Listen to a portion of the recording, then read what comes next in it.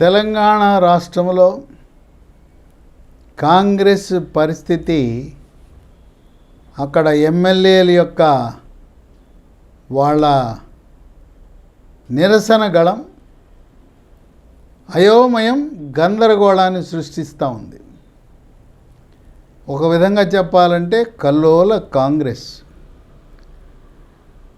మేమే తెలంగాణ ఇచ్చాం అని 2014లో ప్రచారం చేసుకున్న తెలంగాణ ప్రజలు కేసీఆర్కి పట్టం కట్టారు. మళ్ళీ 10 ఏళ్ళు నిరాశగా కాంగ్రెస్ శ్రేణులు వాళ్ళు వేచి చూశారు.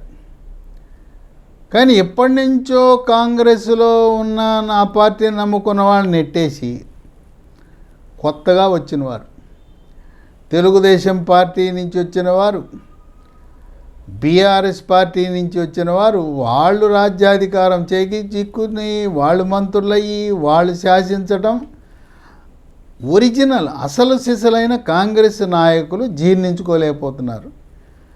వీళ్ళు అవకాశవాదం నిన్నగాక మొన్న సంవత్సరం క్రితం వేరే పార్టీలన్నీ తిరిగి వచ్చి వాళ్ళేంటి రాష్ట్రంలో వాళ్ళ పెత్తనం ఏంటి అని చెప్పి వాళ్ళ అక్కసు పతాక స్థాయికి వెళ్ళింది. జడ్చర్ల శాసనసభ్యుడు అనిరుద్ధ్ రెడ్డి యొక్క ఆధ్వర్యంలో 11 మంది ఎమ్మెల్యేలు అక్కడ హైదరాబాద్ నగరంలో ఐటీసీ కోహినూర్ హోటల్లో సమావేశమై వాళ్ళ అక్కస్సుని బహిరంగంగా వెలిబుచ్చారు. వీళ్ళ ఉద్దేశం ఏంటంటే ప్రభుత్వంలో ఉండే కొద్దిమంది పెద్దలు మంత్రులకు వ్యతిరేకంగా వాళ్ళ అభిప్రాయాలు వెలిబుచ్చారు. ఇది మీడియాలో కూడా రావాలనే కోరుకున్నారు. ఇదేం రహస్య సమావేశం ఏం కాదు, డిన్నర్ మీటింగ్. దీంట్లో 11 మంది ఎమ్మెల్యేలు పాల్గొన్నట్టుగా సమాచారం.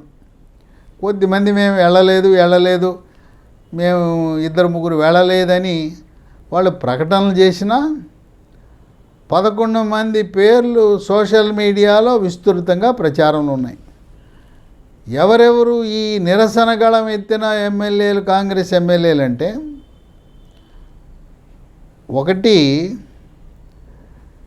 Mahabub Nagar MLA NM Srinivasa Reddy, 2 Aleru MLA Beerla Ailayya, 3 కథానాయకుడు, కథా స్క్రీన్ ప్లే దర్శకత్వం జడ్చర్ల శాసనసభ్యుడు అనిరుద్ధ్ రెడ్డి, 4 మహబూబాబాద్ శాసనసభ్యుడు మురళీ నాయక్, 5 నిజామాబాద్ రూరల్ భూపతి రెడ్డి, 6 నాగర్ కర్నూలు శాసనసభ్యుడు డాక్టర్ కూచుకుళ్ళ రాజేష్ రెడ్డి, 7 నారాయణఖేడ్ శాసనసభ్యుడు సంజీవరెడ్డి, 8 వనపర్తి శాసనసభ్యుడు మేఘారెడ్డి, 9 నర్సంపేట శాసనసభ్యుడు దొంతు మాధవరెడ్డి, 10 వరంగల్ వెస్ట్ శాసనసభ్యుడు నాయన రాజేందర్ రెడ్డి, 11 జుక్కల్ శాసనసభ్యుడు లక్ష్మీకాంతరావు.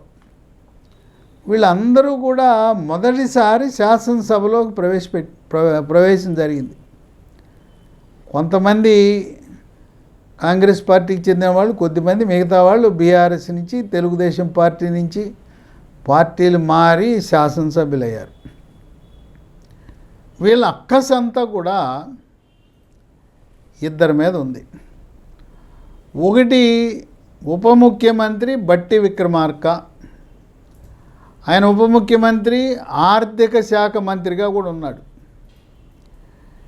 ఈయన విషయానికి వచ్చి ఆర్థిక శాఖ మంత్రి నియోజకవర్గాల్లో 5 లక్షల 10 లక్షల పనులు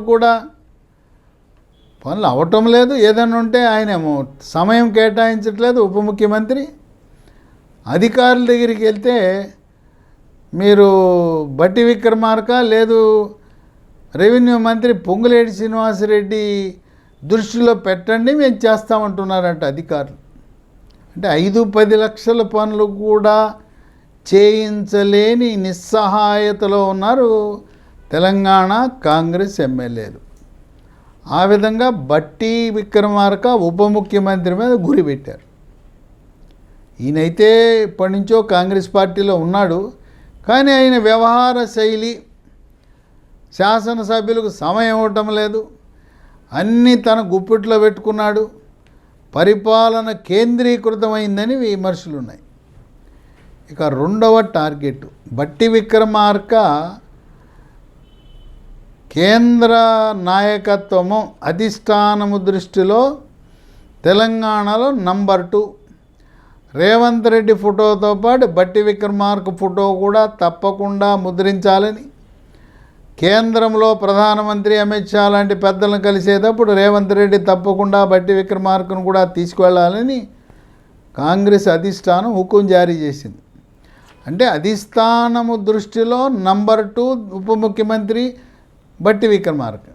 కానీ అక్కడ రాష్ట్రంలో పనితీరు చూస్తే ఈ నామకే వాస్తే 2 ఉప ముఖ్యమంత్రి, 2వ స్థానం. అసలు 2వ స్థానం ఎవరంటే పొంగులేటి శ్రీనివాసరెడ్డి, రెవెన్యూ మంత్రి. ఆయన రేవంత్ రెడ్డి ఇద్దరు కలిసి మొత్తం అంతా చక్రం తిప్పుతున్నారు అని చెప్పి వార్తలు వినపడుతున్నాయి, ఎమ్మెల్యేలు కూడా. ఇక మొత్తం ఈ రాష్ట్ర పరిపాలన అంతా కూడా ముగ్గురు చేతిలోకి వెళ్ళిపోయింది. రేవంత్ రెడ్డి, పొంగులేటి శ్రీనివాసరెడ్డి, బట్టి విక్రమార్క, మిగతా వాళ్ళంతా కూడా శూన్యం. ఎవరు చెప్పినా ఏమవ్వదు. మంత్రులు కూడా డమ్మీలేనే కూడా వార్తలు వినపడుతున్నాయి.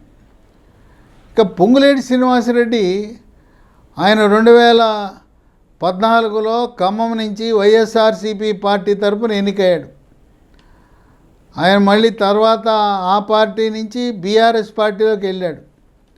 బీఆర్ఎస్ పార్టీ నుంచి 2023లో సంవత్సరం ముందు కాంగ్రెస్ పార్టీలోకి వచ్చేసాడు. ఈరోజు మొత్తం అంతా ఆయన చేతి మీదుగా నంబర్ 2 స్థానంలో చక్రం తిప్పుతున్నాడు. ఇంకో విశేషం ఏంటంటే ఎమ్మెల్యేలు ఏం చెప్తున్నారంటే ఈ పొంగులేటి ఆయనకి పరిచయం ఉన్న గతంలో బీఆర్ఎస్ పార్టీ నాయకులు, కార్యకర్తలు వాళ్ళకు పనులు చేసి పెడుతున్నాడు. తర్వాత ఏదైనా భూములు క్రమబద్ధీకరణ చేయటం అనే సబ్జెక్ట్ వచ్చినప్పుడు శాసనసభ్యుడిని సంప్రదించకుండానే ఈ పొంగులేటి శ్రీనివాసరెడ్డి అన్ని నియోజకవర్గాలు ఏలుపెట్టి ఈ భూముల వివాదాల్లోకి ఆయన జోక్యం చేసుకుంటున్నాడు. ఈయన మాజీ బీఆర్ఎస్ నాయకులకు, కార్యకర్తలకు ఉపయోగపడుతున్నాడనే ఆరోపణ. ఈ విధంగా పొంగులేటి శ్రీనివాసరెడ్డి మీద గురి పెట్టారు. ఈ యొక్క డిన్నర్ మీటింగ్ జరుగుతుండగానే రేవంత్ రెడ్డికి సమాచారం వెళ్ళింది. మరి కాంగ్రెస్ అధ్యక్షుడు మహేష్ కుమార్ గౌడ్కి సమాచారం వెళ్ళింది. వెంటనే పొంగులేటి శ్రీనివాసరెడ్డిని ఆయన పర్యటనలో ఉంటే పర్యటన రద్దు చేసుకుని హైదరాబాద్కి రమ్మన్నారు. రేవంత్ రెడ్డి, మహేష్ కుమార్ గౌడ్ వీళ్ళు భుజగింపుల పర్వం ప్రారంభించారు. వెంటనే మంత్రులకి రేవంత్ రెడ్డి ఆదేశాలు ఇచ్చాడు. మీరు ఎమ్మెల్యేల ఆ నియోజకవర్గంలో ఏ పని కావాలన్నా ఎమ్మెల్యేని సంప్రదించకుండా మీరు చేయటానికి వీల్లేదని చెప్పి ఇది ఏదైతే బుజ్జగింపు కార్యక్రమం అయితే మొదలుపెట్టారు. అయితే ఇవన్నీ చెప్పిన తర్వాత మీడియాలో విస్తృతంగా ప్రచారంలో ఉన్నది ఏంటంటే ఉమ్మడి నల్గొండకు చెందిన ఒక మంత్రి, ఆయన జడ్చర్ల శాసనసభ్యుడు అనిరుద్ధ్ రెడ్డికి బాగా దగ్గర సన్నిహితుడు, బంధువు, శిష్యుడు. ఈ ఉమ్మడి నల్గొండ జిల్లా మంత్రి అంటే కోమటిరెడ్డి వెంకటరెడ్డి. ఆయనే వెనకాలండి చేస్తున్నాడని తనకి ప్రమేయం లేకుండా ఎప్పటి నుంచో కాంగ్రెస్ పార్టీని నమ్ముకుని ఆయన ఉంటే నిన్నగాక మొన్న వచ్చిన రేవంత్ రెడ్డి మరి రేవంత్ రెడ్డి మీద బహిరంగ విమర్శలు కూడా చేశాడు. నువ్వు 50 కోట్లు పెట్టి ప్రదేశ్ కాంగ్రెస్ అధ్యక్ష పదవి కొనుక్కున్నావు, కాంగ్రెస్ పరిశీలకుడికి లంచం ఇచ్చావని కూడా బహిరంగ విమర్శలు కూడా చేశాడు కోమటిరెడ్డి వెంకటరెడ్డి.